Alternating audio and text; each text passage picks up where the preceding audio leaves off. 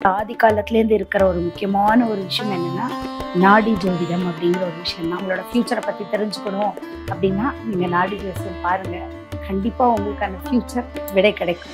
நாடி ஆஸ்ட்ரோவல் நாடி ஜோதிடர் எம்பி கந்தவேல், அரும்பாக்கம், சென்னை. உங்கள் பிரார்த்தனைக்கு உறுதுணை மற்றும் மனநிறைவுக்கு எங்கள் பாலமுருகன் பருத்தி பஞ்சு தீபத்திரி மற்றும் சாம்பிராணி என்று கேட்டு வாங்கவும். தொடர்புக்கு 9176362511. அடையாறு ஹேண்டிகிராஃப்டில் ஒரு ஆன்மீக உலகம். பிராஸ், காப்பர், பஞ்சலோக சிலைகள் மற்றும் மாலைகள் என அனைத்தும் கிடைக்கும். ஆன்மீக பரிசு பொருட்களை வாங்கிச் செல்லலாம். பூஜைக்கும் வீட்டு விசேஷங்கள் மற்றும் பரிசு பொருட்களுக்கும் ஏற்ற இடம் அடையாறு ஹேண்டிகிராஃப்ட். அதன் ஆன்மீகம் நேயர்களுக்கு ஷாம்லாவின் அன்பு கலந்த வணக்கங்கள். நவராத்திரி ஆரம்பிச்சிருச்சு. நவராத்திரி ஸ்பெஷலா நம்ம எல்லாருடைய வீடுகள்லையும் கட்டாயம் கொலு வச்சிருப்பீங்க அப்படின்னு நம்புறேன். இன்னைக்கு கொலுல 4வது நாள். 3 நாட்களுமே நம்ம 3 பேருடைய வீடுகளுக்கு போய் அங்க இருக்கக்கூடிய கொலுகளை பார்த்தது மட்டும் இல்லாம நிறைய சுவாரஸ்யமான விஷயங்களையுமே தெரிஞ்சுக்கிட்டோம். இன்னைக்கு நாள் 4. இந்த 4ஆம் நாள்ல நிறைய விஷயங்களை நம்ம பார்க்க போறோம். இன்னைக்கு யார் வீட்டுக்கு போக போறோம், அங்க என்ன மாதிரியான சுவாரஸ்யமான விஷயங்கள் நடக்க போகுது அப்படிங்கிறத இந்த வீடியோவோட எண்டு வரைக்கும் பாருங்க. இந்த நிகழ்ச்சி இவ்வளோ சீரும் சிறப்புமா நடக்குது அப்படின்னா கண்டிப்பா ஷோ ஸ்பான்சர் அப்படிங்கிறவங்க முக்கியம். இந்த நிகழ்ச்சியோட ஸ்பான்சர் நாடி ஆஸ்ட்ரோ வேர்ல்ட், நாடி ஜோதிடர் எம்பி கந்தவேல், அரும்பாக்கம். உங்கள் கைரேகையில் உங்கள் பிரச்சனைகளுக்கான தீர்வு கிடைக்கும். அடையார் ஹேண்டிகிராஃப்ட்ஸ், திருவான்மியூர். அழகும் அருளும் நிறைந்த சுவாமி சிலைகள் மற்றும் பூஜை பொருட்கள் கிடைக்கும். ஸ்ரீ பாலமுருகன் ட்ரேடர்ஸ், வில்லிவாக்கம். பருத்தி பஞ்சு விளக்கு திரி தயாரிப்பாளர், சென்னை. Gift ready. கொலு பார்க்க வீட்டுக்கு போலாமா?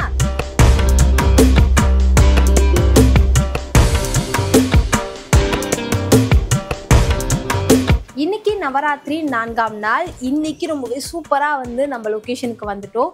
வீட்டுக்குள்ளே எவ்வளோ அழகாக கொலு வச்சுருக்காங்க அப்படிங்கிறத இந்த வீடியோவில் பார்க்கலாம். வாங்க வீட்டுக்குள்ளே போகலாம். வீட்டுக்குள்ளே கொலு வச்சுருப்பாங்கன்னு தெரியும், இருந்தாலும் வெளியவும் பாருங்களேன் அழகாக பொம்மைலாம் வச்சு இந்த பஞ்ச பொருட்கள் அப்படின்னு சொல்லுவாங்க. அரிசி, அதுக்கப்புறம் பருப்பு வகைகள், மிளகா, அந்த மாதிரி தானிய வகைகள்லாம் சொல்லுவாங்கல்ல, அந்த மாதிரி திங்ஸ் எல்லாமே இங்கே அழகாக இருக்குது. இதுவும் பார்க்க ஒரு மாதிரி ஜாலியாக தான் இருக்குது. சரி, வெளியவே இவ்வளோ சூப்பராக இருக்குது. உள்ளே என்ன மாதிரியான பொம்மைகள் இருக்குது, என்ன மாதிரியான விஷயங்கள் இருக்குன்றதை பார்க்கலாம். ஃபஸ்ட்டு வீட்டு கதவை தட்டிடலாம்.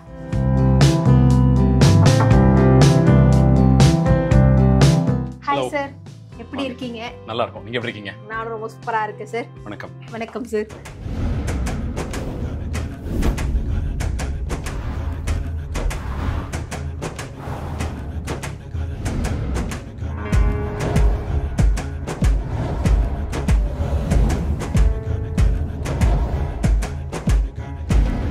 வணக்கம் சார். வணக்கம். எப்படி இருக்கீங்க? நல்லா இருக்கேன்.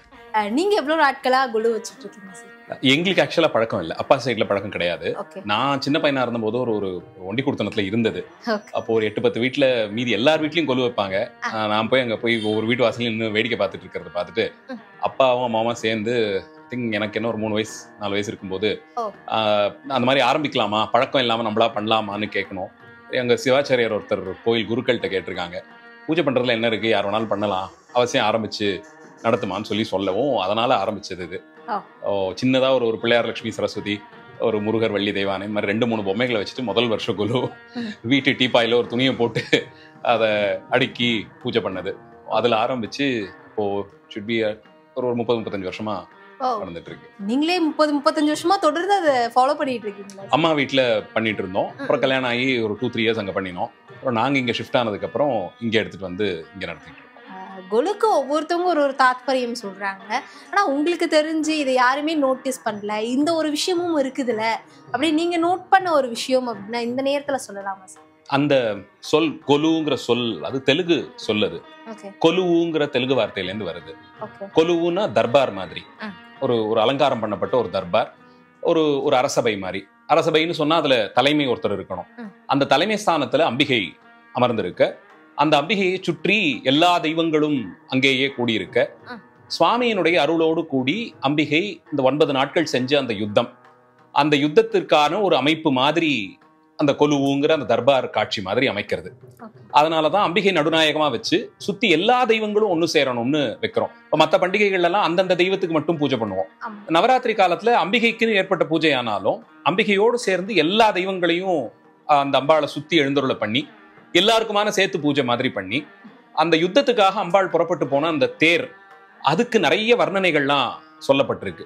பாகவதத்துல, தேவி பாகவதத்துல தான் சொல்லப்பட்டிருக்கு. அந்த தேரினுடைய அமைப்பா தான் படி மாதிரி அமைக்கிறோம். அதனாலதான் ஒரு தேர் மேலேந்து ஆரம்பிச்சு ஒவ்வொரு நிலையா வரா மாதிரி காண்பிக்கிறதுக்கு படிக்கட்டு வச்சு அதுல நடுநாயகமா மேல அம்பாள் சுவாமி அவங்களை காமிச்சு மற்ற தெய்வங்கள் எல்லாம் சூழ அந்த படிக்கட்டுகள்ல வச்சு அம்பாள் புறப்பட்டு அந்த யுத்தத்துக்கு போய் சம்ஹாரம் பண்ணினதை காமிச்சு தரா மாதிரியான அமைப்பு இது. அதுல ஒவ்வொரு ராத்திரியும் இந்தந்த அசுரர்களை சம்ஹாரம் பண்ணதை பத்தி புராணங்கள்ல சொல்லப்பட்டிருக்கு. முதல் நாள்ல இருந்து ஆரம்பிச்சு மதுகைடபவதம், சும்பனி சும்பன், ரக்தபீஜன், மகிஷாசுரன், அவனுடைய சேனை, இப்படி ஒவ்வொரு ராத்திரியும் அம்பாள் சிவபெருமானோட அருளால ஒவ்வொரு சம்ஹாரமா செய்து கொண்டு வந்தாள்னு சொல்லப்படுது. அது முடிந்த போதுதான் கடைசியா நம்ம விஜயதசமியை வெற்றி திருநாளா கொண்டாடும். இந்த குழு அப்படிங்கிறது இப்ப கொஞ்ச நாளா நிறைய நமக்கேத்த இந்த ஜென்ரேஷனுக்கு ஏத்த மாதிரி மாறிடுச்சோ அப்படிங்கிற ஒரு ஃபீல் நிறைய பேருக்கு இருக்கு சார். ஏன்னா இப்போ ஒரு வீடு முழுக்க 3 மாடி 4 மாடி ஒவ்வொரு தீம் அப்படிங்கிற மாதிரிலாம் வைக்கிறாங்க. 9 நாள்னா 9 தீம் இருக்கு அப்படிங்கிற மாதிரிலாம். ஸோ உங்களோட வீட்டுல நீங்க குழு வச்சிருக்கீங்க இல்லையா? நீங்க எந்த தீம் அந்த மாதிரி ஏதாவது பர்டிகுலரா வச்சிருக்கீங்களா? கொலுனுடைய சிறப்பு அந்த தர்பார் அந்த 9 ராத்திரிகளுமே கலைக்காம முதல்ல இருக்கணும். ஒவ்வொரு நாளும் ஒவ்வொரு மாதிரி எல்லாம் வைக்கிறாங்கன்னா அது எப்படி பண்றாங்கன்னு தெரியல. ரெண்டாவது ஒரு பண்டிகை, விரதம், பூஜை அப்படிங்கிறது தான் இதனுடைய சென்ட்ரல் தீம். அதுதான் இதனுடைய அடிப்படை. அதை சார்ந்து வரும்போது அந்த வீட்டுல இருக்கவங்க அத்தனை பேர் அதுல பயன்படணும். ஒரு வீட்டுல 5 பேர் இருக்காங்க, 4 பேர் இருக்காங்கன்னா அவங்க அத்தனை பேரும் அவங்கவுங்க அளவில் ஏதாவது ஒரு பங்களிப்போட அந்த பண்டிகையோட கலக்கும் போதுதான் அது சுவாமிக்கு ஒரு அர்ப்பணமா போகுது. இன்னொரு அளவுல குடும்பத்துக்கு நடுவில் ஒரு புரிந்துணர்வு, எல்லாரும் ஒண்ணு சேர்றதுக்கான ஒரு வாய்ப்பு. ஏன்னா இன்னைக்கு இருக்கிற நாள்ல கணவன் மனைவி பிள்ளைகள் இந்த இமீடியட் ரிலேஷன்ஷிப்புக்கே நமக்கு டைம் இல்லாத போது இந்த மாதிரி ஒரு 10 நாள் 15 நாள் வரும்போது அதுல எல்லாரும் ஒண்ணு சேர்றதுக்கு இதுக்கெல்லாம் வாய்ப்பு இருக்கு. வீடு முழுக்க கொலு, அது ஒவ்வொரு நாளும் மாறும். ரூமுக்கு ஒரு தீம், இந்த மாதிரி எல்லாம் வச்சோம்னா அது ஃபேமிலியில இருக்கிற மெம்பர்ஸ் வச்சே முடிச்சிட முடியுதா? ஏன்னா கொலு ஆர்கனைசர்ஸ்னு இப்போ ப்ரொஃபஷனலா ஆரம்பிச்சிருக்காங்க. பொம்மைகள்ல இருந்து எல்லாமே உங்களுக்கு வாடகை தராங்க. அவங்களே செட் பண்ணி கொடுத்துட்டு முடிச்சதுக்கு அப்புறம் அவங்களே எடுத்துட்டு போறாங்க. அது மாதிரி பண்ணும்போது அந்த ஃபெஸ்டிவலினுடைய பெனிஃபிட்ஸ் ஃபைனலா ஒரு தனிநபரா நமக்கும் நம்மளுடைய குடும்பத்தினுடைய ஹெல்த்துங்கிற மென்டல் ஹெல்த் அதுக்கான ஒரு பேசிஸ் இல்லாம போயிடுதோன்னு பயமா தான் இருக்கு. ஆனா அகைன் அஃபோர்டபிலிட்டி ஒரு ஸ்கேல் ஒன்று இருக்கே, அது அதன்படிக்கு செய்ய முடிஞ்சதுன்னா செய்ய வேண்டியதுதான். பாரம்பரியம் அப்படிங்கறத சார்ந்துதான் பண்றோம் அப்படின்னா அதுக்கான லிமிடேஷன்ஸ் என்னவோ அதற்கு உட்பட்டு செய்யணும். செஞ்சதுக்கு அப்புறம் தினம் பண்ற பூஜை, அந்த பூஜையில கலந்துக்கிறதுக்கு நமக்கு தெரிஞ்சவங்களை, நண்பர்களை, உறவினர்களை கூப்பிடுறது, வந்த ஒவ்வொருத்தரையும் அம்பிகையாவே பாக்குறது. அதனால்தான் நம்ம அந்த விருந்து உபசரிப்புக்கு ஒரு முக்கியத்துவம் தருவோம். ஏன்னா யாரோ வராங்க, ஒரு 50 பேர் வராங்க, 60 பேர் வராங்கன்னா அதுல ஒருத்தர அம்பாள் நம்ம வீட்டுக்கும் நம்ம பூஜையை அங்கீகரிச்சு இந்த தட்சணை தாம்பூலத்தை அந்த அம்பாளே வாங்கிக்கிறாங்கிற ஒரு தாற்பயத்துல பாக்குறோம். அதனால்தான் அந்த காலத்துல எல்லாம் எனக்கு நினைவு தெரிஞ்சு இந்த சேல்ஸ் கேர்ள்ஸ் எல்லாம் அந்த டைம்ல வந்தாங்கன்னா அவங்க ரோட்ல, நம்ம வீட்டுக்கு வரல, அவங்க ரோட்ல தான் போறாங்கன்னா கூட அம்மா கூப்பிட்டு தாம்பூலம் கொடுப்பாங்க.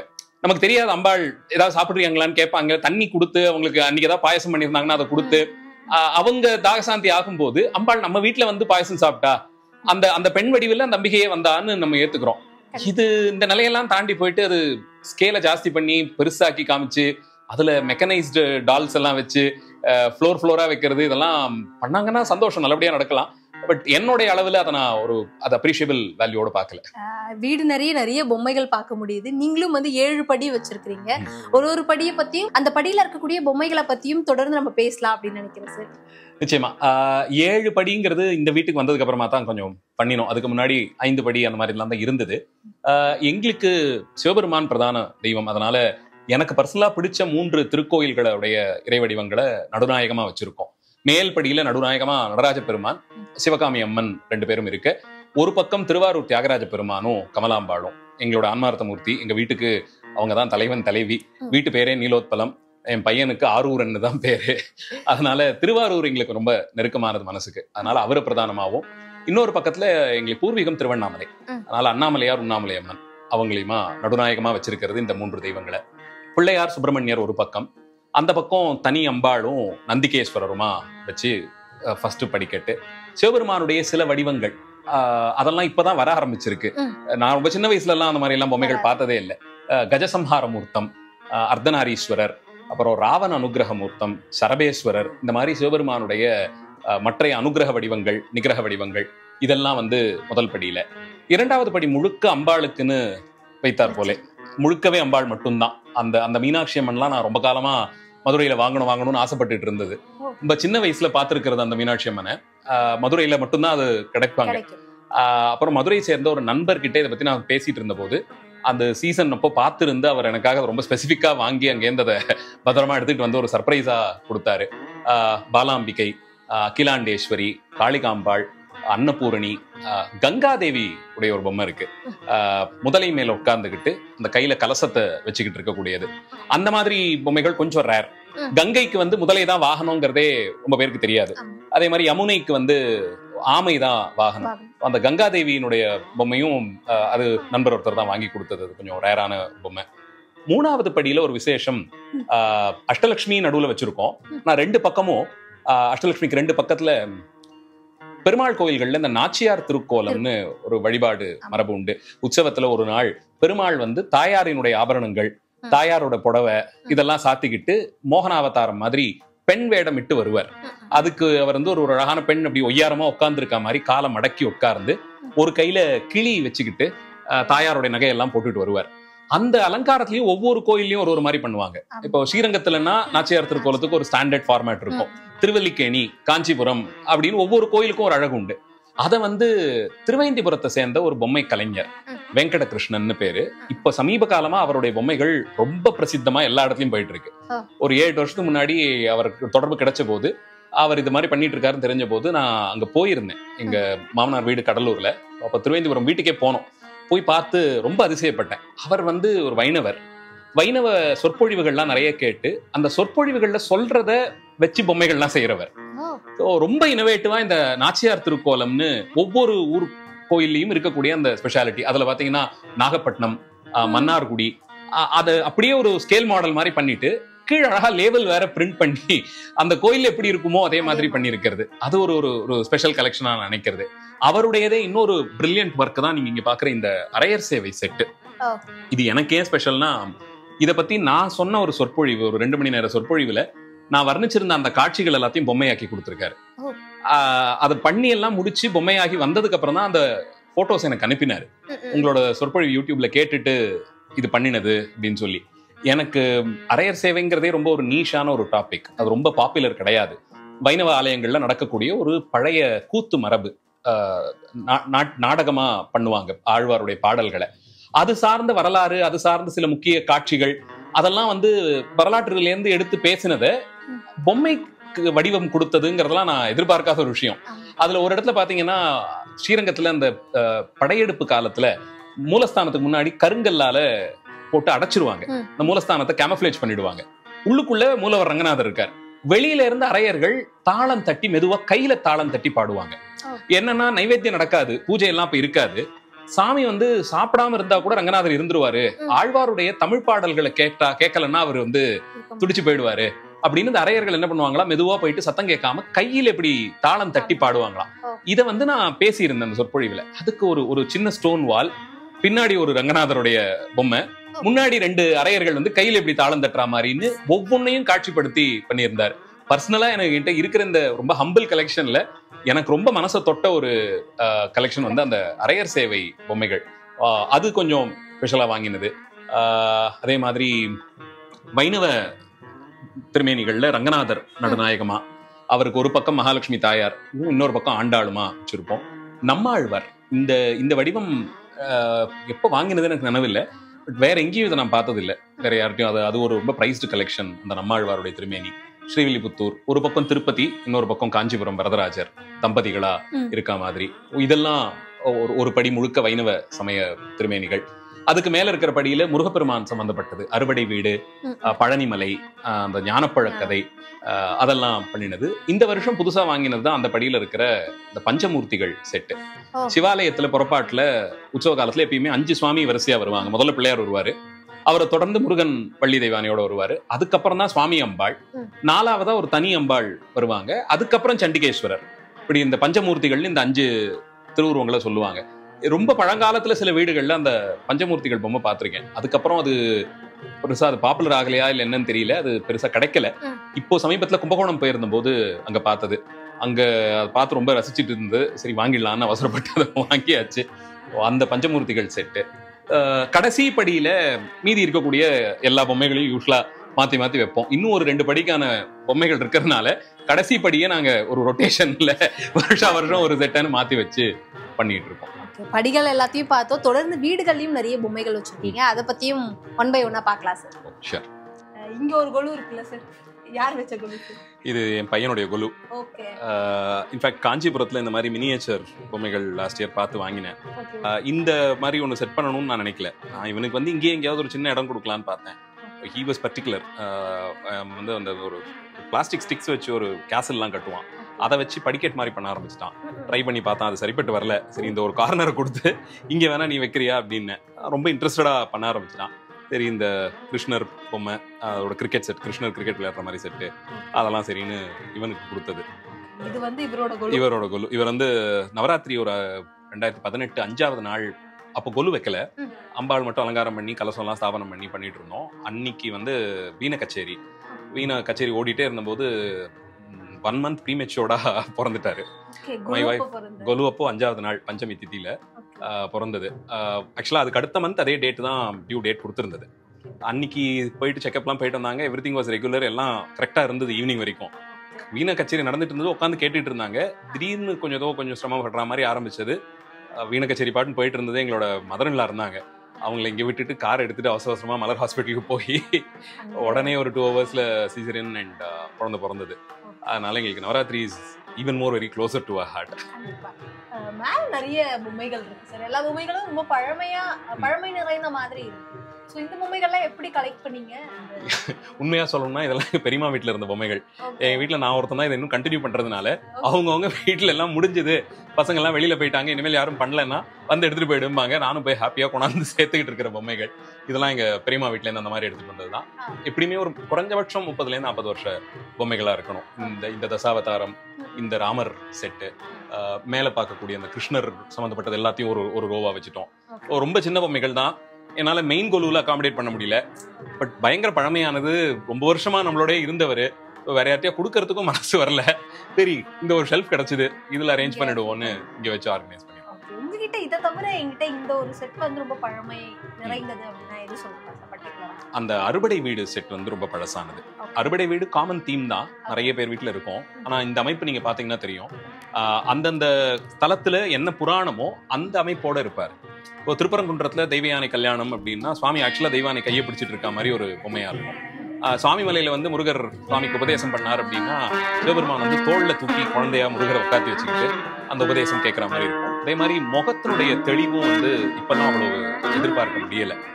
திருவண்ணாமலையில வாங்கினோம் இந்த பொம்மையை, அந்த அறுபடை வீடு. அதுவுமே ஒரு பொங்கலுக்கு போயிட்டதோ வரும்போது அடம் பிடிச்சி இது வாங்கணும்னு அழுதுக்கு வாங்கினது தான். அது ஒரு மாதிரி எல்லா கதைக்கும் பொம்மைக்கு ஒரு கதை வச்சிருப்பேன் நான். பட் அந்த அறுபடை வீடு ரொம்ப பழசு. அட்லீஸ்ட் என்னோட ஒரு 2-3 வயசு தான் கம்மியா இருக்கும். பட் அந்த விக்ரம், அந்த பொம்மைகள் கொஞ்சம் பழசு. எல்லார் வீட்லயுமே வந்து இந்த பொம்மை எனக்கு ரொம்ப நெருக்கம் அப்படின்னு வச்சிருப்பாங்க சார். ஏன்னா இந்த பொம்மை வேற எங்கேயும் கிடைக்காது, என் கொலுலதாப்பா ஸ்பெஷல் அப்படின்னு ஒவ்வொருத்தவங்க சொல்றது நான் கேள்விப்பட்டிருக்கேன்.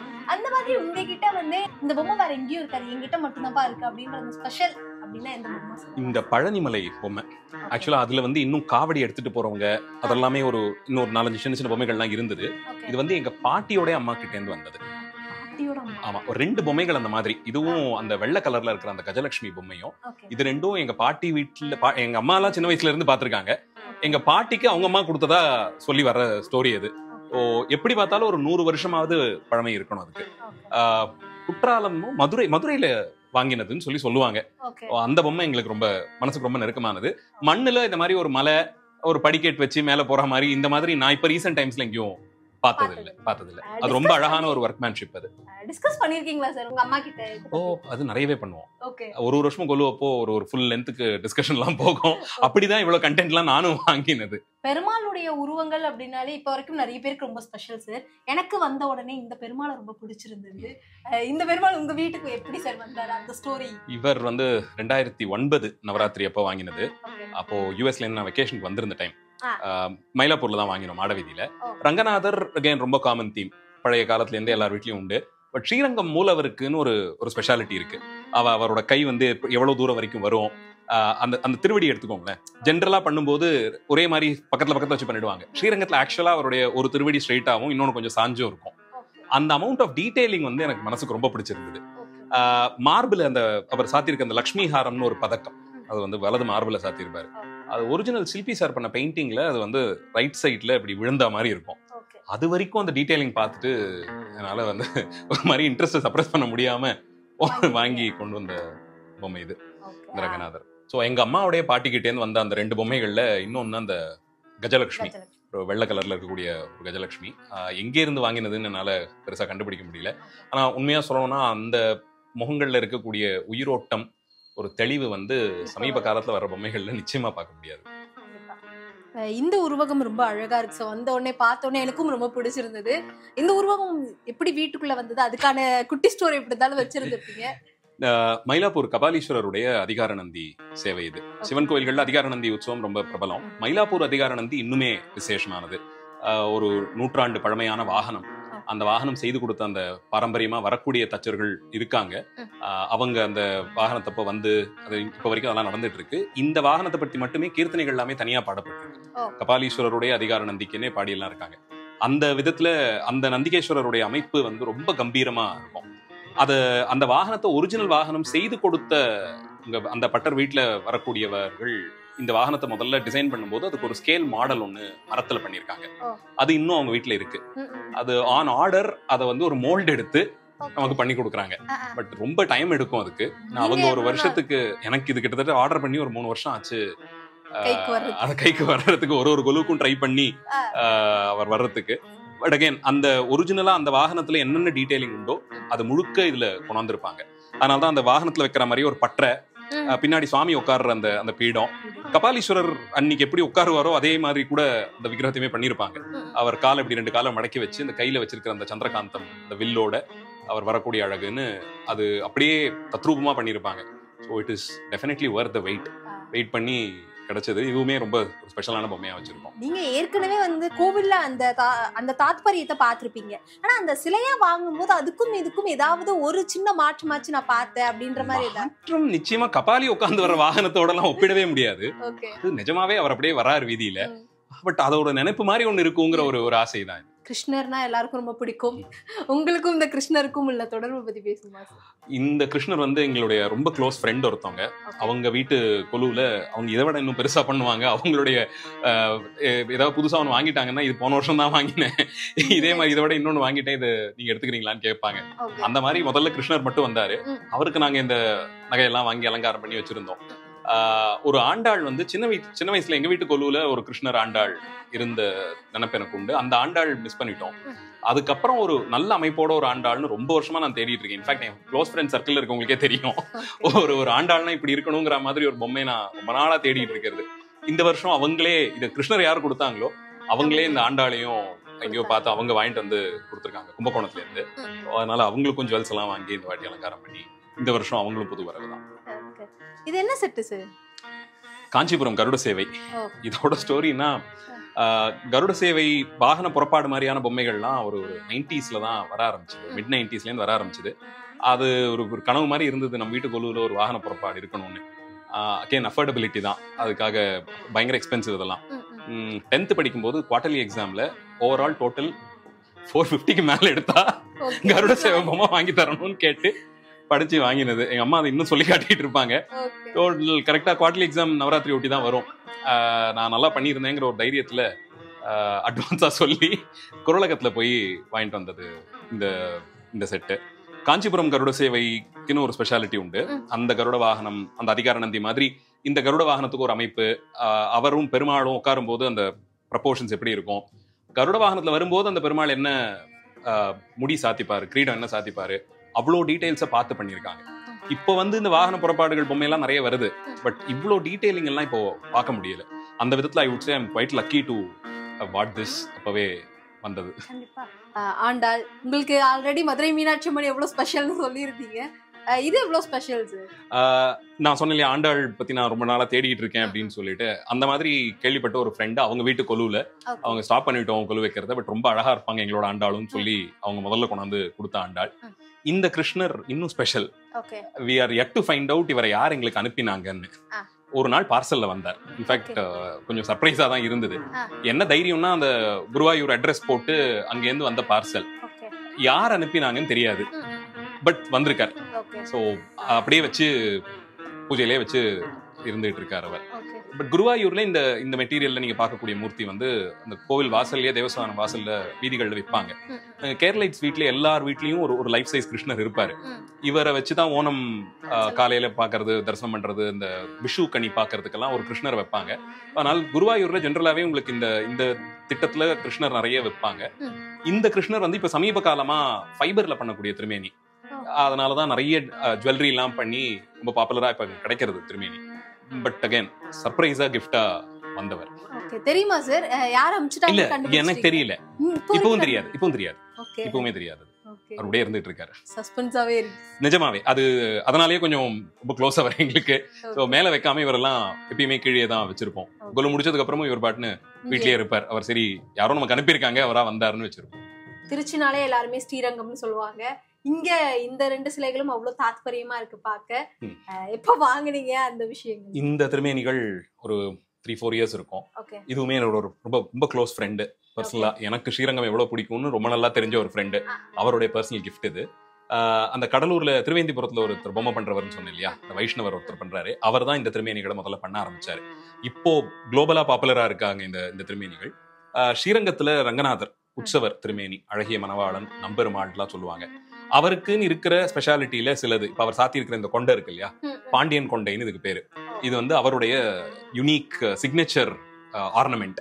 அவர்கிட்ட தான் இருக்கிறதுல ரொம்ப வேலைப்பாடோடு கூடிய ரொம்ப பழமையான ஒரு பாண்டியன் கொண்டை அவர் சாத்திப்பாரு. இந்த பதக்கம் அவர் சாத்தி இருக்கிறது நீலநாயகம்னு இதுக்கு பேரு. அது வந்து ஒரு 5 ப்ளூ ஸ்டோன்ஸ் வச்சு கார்னர்ஸ்ல 4 ரெட் ரூபி வச்சு பண்ணியிருப்பாங்க. அந்த குவாலிட்டி ஆஃப் ஸ்டோன்ஸ் எல்லாம் வேற உலகத்திலேயே இது ஒண்ணுதான் இருக்குன்னு ஒரு பெருமை அந்த ஆபரணத்துக்கு உண்டு. அதே மாதிரி அவருடைய சக்கரம் பிடிச்சிட்டு இருக்கிற கை வந்து ஸ்லைட்டா திரும்பி இருக்கும், கொஞ்சம் நேரா இல்லாம அப்படி வளைஞ்சிருக்கும் அந்த கைகள். அந்த மாதிரி அந்த திருமேனிக்கு எவ்வளவு டீடைலிங் பார்க்க முடியுமோ அந்த மாதிரி ஒவ்வொன்னையும் பார்த்து பார்த்து அவர் பண்ணியிருப்பாரு. திருமுகத்துல அதே மாதிரி அந்த கண்ணத்துக்கிட்ட 2 குழி விழுந்திருக்கும். அது அந்த மூக்கு வந்து ஒரு சின்ன சொட்டு தான் அப்படி வெளியில தெரியும். அந்த கஸ்தூரி திலகம் வச்சு சாத்தியிருப்பாங்க. அவ்வளவு தூரத்திற்கு அதை அணுகி பார்த்து நிறைய போட்டோஸ் ரெஃபரன்ஸ்ல எடுத்து கிட்டத்தட்ட ஒரு ஸ்கேல் மெஷர் பண்ணின ஒரு திருமேனி மாதிரி அவர் மெனக்கெட்டு இருக்காரு. அதே மாதிரி ஸ்ரீரங்கம் தாயார், ஸ்ரீரங்க நாச்சியார், அவங்களுக்கு என்ன ஆபரணங்களோ, அவங்க என்ன முடி சாத்திப்பாங்களோ, அவங்க உட்காரும் போது அந்த திருமேனி எப்படி அமைப்பு இருக்குமோ அத்தனையும் பார்த்து அவர் பண்ணியிருந்தது. இவ்வளவு மெனக்கெடுற ஒருத்தருக்கு நம்மளால பண்ணக்கூடியது அந்த ஒரு ரெக்கக்னிஷன் தான். நான் இதை ஒண்ணு எங்க வீட்டுல நான் இந்த திருமேனியை வச்சுக்கணும்னு ஆசைப்படுறேன்னு சொல்லி வாங்கிட்டு வர்றதுதான். ஸோ அதுக்காகவாது இதை வாங்கணும்னு அவர் என் ஃப்ரெண்டு வாங்கிட்டு வந்து அவர் எனக்கு கிஃப்டா கொடுத்தாரு. ஸ்ரீரங்கத்துல இந்த பெருமாளும் தாயாரும் இந்த மாதிரி ஒரே ஆசனத்துல உட்கார்றது வருஷத்துல ஒரு நாள் தான் நடக்கும். பங்குனி உத்திரத்தன்னைக்கு தாயாருடைய ஜென்ம நட்சத்திரம், அவங்களோட பர்த்டே அது. அன்னைக்கு ஒரு நாள் தான் ரங்கநாதர் அவங்க சன்னதிக்கு வருவார். வந்து அன்னைக்கு ஒரு நாள் பகல்லேருந்து மறுநாள் விடியற் காத்தால வரைக்கும் 2 பேரும் சிம்மாசனத்துல ஒன்னா இருப்பாங்க. அதோட தாயாரும் பெருமாளும் அடுத்த வருஷம் தான் சந்திச்சுப்பாங்க. அதுக்கு சேர்த்தின்னு சொல்லி இது ரொம்ப முக்கியமான ஒரு திருவிழாவா நடக்கும் ஸ்ரீரங்கத்துல. சரி, அது வருஷத்துல ஒரு நாள் பார்க்கக்கூடிய ஒரு சிறப்பை வந்து வருஷம் முழுக்க கிடைக்கிற மாதிரி அவர் அந்த கலைஞர் பண்ணி கொடுத்துருக்காரு, வெங்கடகிருஷ்ணன்கிறவர். அதுக்கப்புறம் அவர் ஆரம்பிச்சு இதே மாதிரி காஞ்சிபுரம், பல திவ்ய தேசங்கள், வைணவ தலங்கள்ல உற்சவர் பெருமாள் தாயார் எப்படி இருப்பாங்களோ அதே மாதிரி அவர் தான் பண்ணிட்டு இருக்காரு. அது இப்போ as I told you குளோபலாவே பாப்புலரா, உலகம் முழுக்க இப்ப அதை பார்க்க முடியாது அந்த திருமேனிகளை. அவர் ஆரம்பிச்ச போது முதல்ல பண்ணது இந்த ரங்கநாதருடைய திருமேனி. வீட்டுக்குள்ள வந்த உடனே 7 படிகள், 7 படி நிறைய பொம்மைகள், அதை சுத்தியும் நிறைய பொம்மைகள். இதெல்லாம் பார்க்கும்போது எப்படிப்பா வேலை பாக்குறாங்க, ஒரு நாளைக்கு எத்தனை வேலை பூஜை பண்ணுவாங்க, என்ன மாதிரி எல்லாம் பூஜை பண்ணுவாங்கன்னு கேட்கணும்னு ஒரு ஆர்வம் வந்தது. 4 காலம் பூஜை பண்ணுவோம். காலையில விடிய காத்தால 6 மணி போல ஒரு பூஜை, அப்புறம் 11 மணி போல ஒரு பூஜை, சாயந்தரம் 6 மணிக்கு, நைட் 9 மணிக்கு. இந்த ஒவ்வொரு கால பூஜைக்கும் ஒவ்வொரு ஸ்பெஷல் இருக்கும்னு சொல்லுவாங்க. அது என்னென்னத்துக்காக இந்த 4 கால பூஜை? அப்படி அதிகமா கோவில்கள்ல நம்ம கேள்விப்படுவோம் 4 கால பூஜை பண்ணுவாங்க. வீடுகள்ல கொஞ்சம் ரேர் அப்படிதான் நினைக்கிறேன். ஏன்னா கொலு வச்சாங்கன்னா 1 கால பூஜை, 2 கால பூஜை வரைக்கும் நான் கேள்விப்பட்டிருக்கேன். முதல்ல நீங்க சொல்லிதான் இந்த 4 கால பூஜை கேள்விப்பட்டேன். எப்பில இருந்து இந்த விஷயங்கள் தொடரும்? பூஜைக்கான ஏற்பாடுகள் முழுக்க பண்றது வைஃப் தான். அவங்க அத்தனையும் பண்ணி கொடுத்துருவாங்க. பூ எடுத்து வைக்கிறதுலேயும் எல்லாத்தையும் அதை எடுத்து இப்படி சுவாமி கண் முன்னாடி காட்டுறது மட்டும் தான் பண்ணிட்டு இருக்கேன்னு தான் சொல்லணும். ஒவ்வொரு காலத்துக்கும் நைவேத்தியம் வேறு இருக்கும். ஒவ்வொரு நாளுமே காலையில் பார்த்தீங்கன்னா இப்போ பால் நைவேத்தியம் காலையில் ஃபஸ்ட்டு பண்ணிடுவோம். அதுக்கப்புறம் 10-11 மணிக்கு பண்ணுற பூஜையில் தினம் ஒரு சித்ரான்னம், ஒரு வகை பழம், ஒரு வகை பானம், அந்த மாதிரி ஸ்வீட் ஒன்று, காரம் ஒன்று, ட்ரை ஃப்ரூட்ஸில் ஒரு வெரைட்டி, இந்த இந்த மாதிரி ஒவ்வொன்றா பண்ணுறது. சாயங்காலம் ஆஃப்கோர்ஸ் எல்லாரும் சுண்டல் தினமே இருக்கும். அதுக்கப்புறம் ராத்திரி நவாவரண பூஜை பண்ணுவோம். அதுக்கு வந்து தினம் ஒரு பாயசம். அந்த தாம்பூலமே வந்து அதை ப்ரிப்பேர் பண்ணுறதே அந்த நவாவரண பூஜைக்கு வெத்தலையை வந்து பன்னீரில் அலம்பி அதில் வந்து குல்கந்து இந்த மாதிரி நிறைய வாசனை திரவியங்கள்லாம் வச்சு அதை ஒரு விதமாக மடிக்கணும்.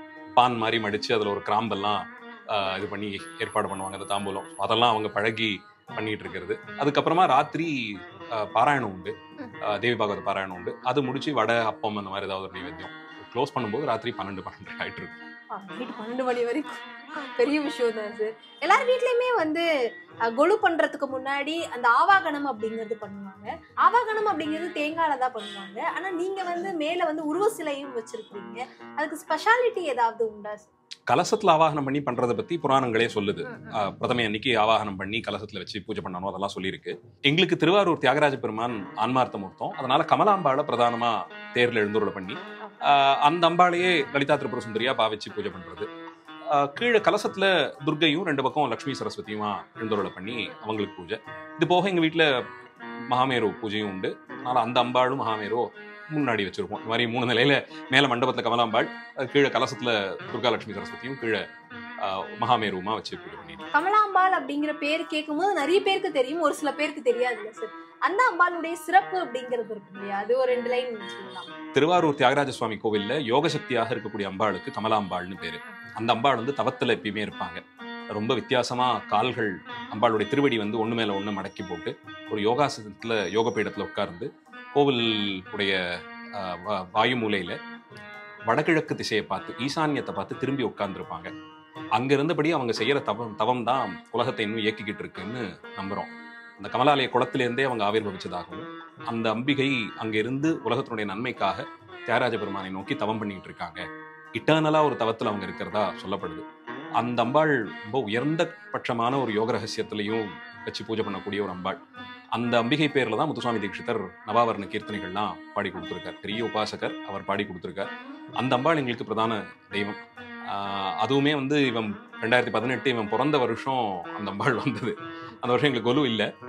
ஏன்னா பாதியில இவன் பிறந்துட்டதுனால அந்த அடுத்த ஒரு 4 நாட்கள் பூஜை வேற ஒருத்தரை வச்சு தான் பண்ணினோம். இவங்களும் ஹாஸ்பிட்டலில் இருந்தாங்க.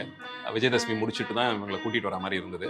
அந்த அக்கேஷன்ல அவங்களும் வந்ததுனால ஒரு மாதிரி அதெல்லாம் ஒரு சீரீஸ் ஆஃப் இவெண்ட்ஸா ரொம்ப மங்களமா நடந்தது.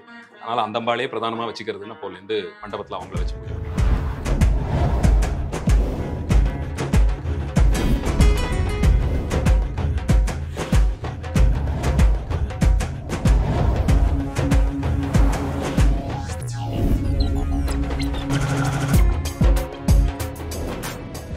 நவராத்திரி ஆரம்பம் ஸ்பெஷலாக நம்ம தினம்தோறும் ஒவ்வொருத்தவங்க வீட்டுக்கு போயிட்டு நிறைய விஷயங்களை வந்து கேட்டு தெரிஞ்சுக்கிட்டு இருக்கோம்.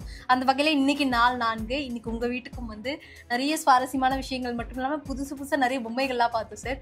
இந்த சந்தர்ப்பத்தை கொடுத்ததுக்கு ரொம்ப நன்றி சார். ரொம்ப நன்றி. ஷோ ஸ்பான்சர் நாடி ஆஸ்ட்ரா வேர்ல்டு, நாடி ஜோதிடர் MP கந்தவேல் அரும்பாக்கம். உங்கள் கைரேகையில் உங்கள் பிரச்சனைகளுக்கான தீர்வு கிடைக்கும். அடையார் ஹேண்டிகிராஃப்ட் திருவான்மியூர். அழகும் அருளும் நிறைந்த சுவாமி சிலைகள் மற்றும் பூஜை பொருட்கள் கிடைக்கும். ஸ்ரீ பாலமுருகன் ட்ரேடர்ஸ் வில்லிவாக்கம்.